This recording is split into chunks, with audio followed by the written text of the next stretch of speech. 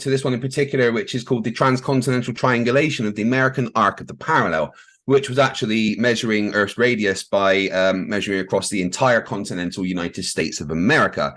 The method they use is by measuring triangles from different points along the surface of the Earth. Triangles, if the Earth is flat, obviously, the angles of a triangle add up to 180. The thing is that whenever the triangles are measured with the surveying methods that they do to actually make these measurements, what they find is something called spherical excess. What that means is that rather than the triangles summing up to angles of 180, they actually sum up to more than 180. I probably should have brought the page up in advance, but if I just get down to it so I can show you the data. You can find all this quite easily on mctoon.net/r to actually find all the information yourself and look at it. And these, all of the measurements as it's showing here, find that there's spherical excess.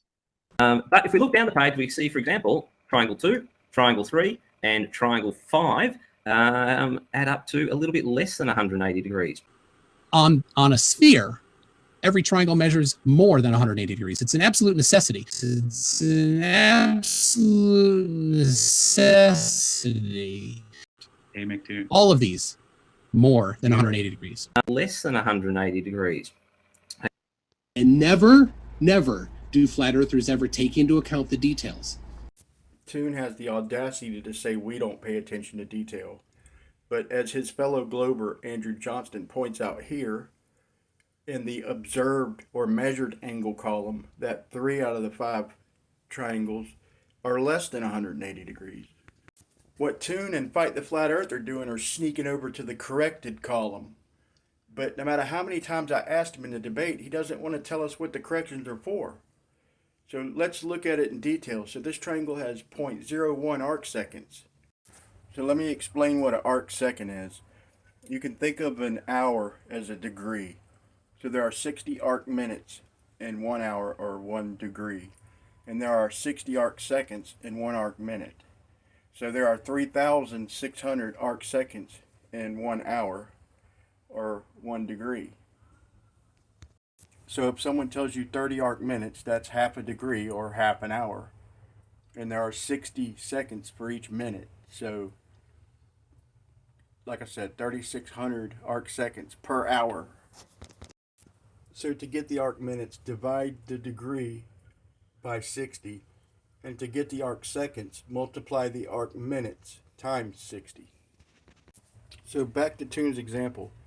He's got 0.01 arc seconds, which is 1/36,000th of a degree. So we calculate that, we come up with 2.777 to the -5th, which is 0.000027. So we're going to do this over 10 miles. So I just did 5,280 times 10, which is 52,800 for the length of each side, and 0.000027 for the angle. And we calculate that with the triangle calculator. See what we get. We get 0.024881 feet.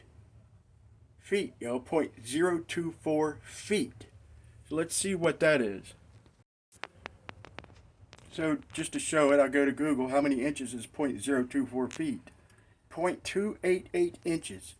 So they expect us to believe that they are differentiating between 0.288 inches over 10 miles, and it really only gets worse the further you go.